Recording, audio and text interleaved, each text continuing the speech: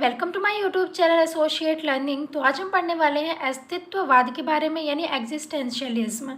इससे पहले हमने आइडियलिज्म, नेचुरलिज्म और प्रैग्मेटिज्म को कंप्लीट किया है। तो ये हम पढ़ रहे हैं एमएड एंट्रेंस एग्जाम के लिए।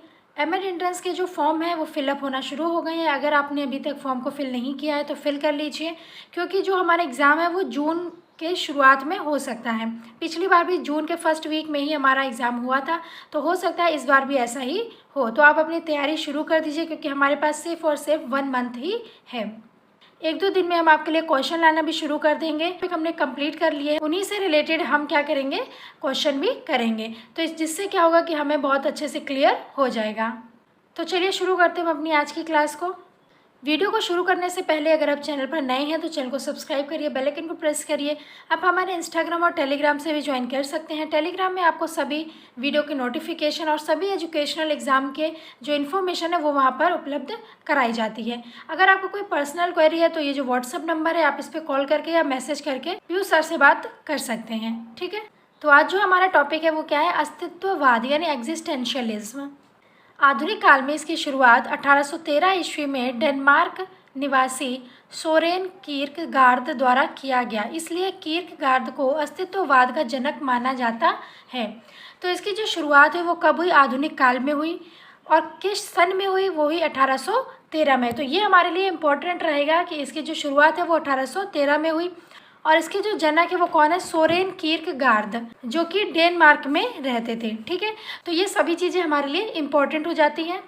नेक्स्ट है, कीर्कगार्ड को ईश्वर के साथ मनुष्य के संबंधों और इसकी परम असंभवता में गहरी दिलचस्पी थी। मनुष्य परिमित और व्यक्तिगत है, जबकि ईश्वर अनंत और निरपेक्ष है, इसलिए दोनों वास्तव में कभी मिल नहीं सकते। तो जो अस्तित्ववाद थे उन्होंने क्या किया, दोनों की बात की। ठीक है, मनुष्य की भी बात की और ईश्वर की भी बात की। वो ये देखना चाहते हैं कि जो ईश्वर है उससे मनुष्य के कैसे संबंध हैं। और वो ये भी जानते थे कि जो ईश्वर है वो अनंत है, निरपेक्ष है, इसलिए जो ईश्वर है और मनुष्य है वो कभी भी वास्तव में मिल नहीं सकते। नेक्स्ट है, अस्तित्ववाद का मूल शब्द है अस्थि, जो कि संस्कृत शब्द के अस धातु से बना है, जिसका अर्थ होता है होना। इसका अर्थ क्या है, होना। तथा अंग्रेजी का शब्द एग्जिस्टेंशियलिज्म शब्द एक्स एवं सिस्टेरे से बना है, जिसमें एक्स का अर्थ है बाहर और सिस्टेरे का अर्थ है खडेरना। इम्पॉर्टेंट है हमारे लिए कि जो अस्तित्ववाद का जो मूल शब्द है उसका मूल शब्द क्या है, अस्थि है। ये किस भाषा का शब्द है, ये संस्कृत भाषा का शब्द है और शब्द अस धातु से बना है। ठीक है, स्लाइड हमारे लिए इम्पोर्टेंट हो जाती है, आप लोग पढ़ लीजिएगा कि इसकी शुरुआत कब हुई, 1813 में हुई। डेनमार्क के निवासी थे कौन, सोरेन कीर्कगार्ड, वो इसके जनक थे। नेक्स्ट है, अतः अस्तित्ववाद वह दार्शनिक दृष्टिकोण है जिसमें व्यक्ति अपने अस्तित्व को विश्व पटल पर स्पष्ट रूप से रखने का प्रयास करता है। अस्तित्ववाद एक बंधन मुक्त चिंतन है। इसे ना तो दार्शनिक चिंतन कह सकते हैं और ना ही सामाजिक चिंतन। ये ना राजनीतिक चिंतन है और ना ही आर्थिक चिंतन। यह तो इन सभी चिंतनों के पूर्व निश्चित सिद्धांत एवं नियमों के विरोध स्वरूप विकसित हुआ है। यह विज्ञान एवं तकनीक को भी मानव विरोधी मानता है। उसका मानना है कि इन सब ने मनुष्य के व्यक्तित्व गरिमा अर्थात उसके अस्तित्व को नकारा है। तो जो अस्तित्ववाद है उन्होंने बोला जो विज्ञान है, जो तकनीकी है, वो किसके विरोधी है, मानव के विरोधी है। नेक्स्ट हम देखेंगे प्रिंसिपल ऑफ एग्जिस्टेंशियलिज्म यानी अस्तित्ववाद दर्शन के सिद्धांत। हमारा पहला सिद्धांत हो जाएगा व्यक्तिगत मूल्यों एवं प्रयासों का महत्व दिया जाना। इन्होंने क्या किया, व्यक्तिगत जो मूल्य हैं, जो प्रयास है, उस पर महत्व दिया। अस्तित्ववाद व्यक्तिगत मनुष्य की स्वतंत्रता एवं मुक्ति पर बल देता है। मुक्ति असीमित है। वो बोलते हैं जो व्यक्ति है वो कैसा होना चाहिए, इंडिपेंडेंट होना चाहिए, और उसकी जो मुक्ति है वो कैसी है, असीमित है।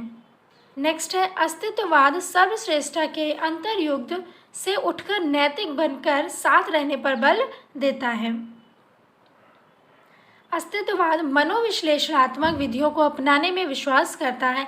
जो अस्तित्ववाद है वो बोलते हैं जो मनोविश्लेषणात्मक विधियां हैं उनको हमें अपनाना चाहिए और उस पर हम विश्वास करते हैं। ठीक है, आई होप आपको समझ में आ रहा हो। अगर आपको समझ में आ रहा हो तो वीडियो को लाइक किया करिए, शेयर किया करिए, जिससे हमें भी मोटिवेशन मिलेगी, तो हम आपके लिए और भी अच्छा बेहतर कर सकेंगे। ठीक है। तो जो एग्जिस्टेंशलिज्म है वो बोलते हैं इस ब्रह्मांड की कोई नियामक सत्ता नहीं है, मतलब कि जो ब्रह्मांड है इसकी कोई भी नियामक सत्ता हम नहीं मान सकते। ठीक, मनुष्य का अपना स्वतंत्र अस्तित्व है। जो मनुष्य है, जो मानव है, वो कैसा है, इंडिपेंडेंट है, उसका एक अपना अलग से अस्तित्व है। ईश्वर का अस्तित्व नहीं है और आत्मा एक चेतन तत्व है। जो एग्जिस्टेंशलिज्म है उन्होंने बोला कि जो ईश्वर है उसका कोई भी अस्तित्व नहीं है इस ब्रह्मांड में, मगर जो आत्मा है वो एक चेतन तत्व है।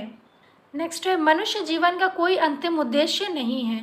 मनुष्य के जीवन का कोई भी अंतिम उद्देश्य नहीं है, यानी कि जबकि जो आइडियलिज्म है उसमें माना गया है कि अगर आप मनुष्य हैं तो वहाँ पर क्या है, आध्यात्मिकता की ओर आपको बढ़ना है। ठीक है, जो नेचुरलिज्म है वो बोलते हैं भौतिक वर्ड, प्रकृति ही सब कुछ है।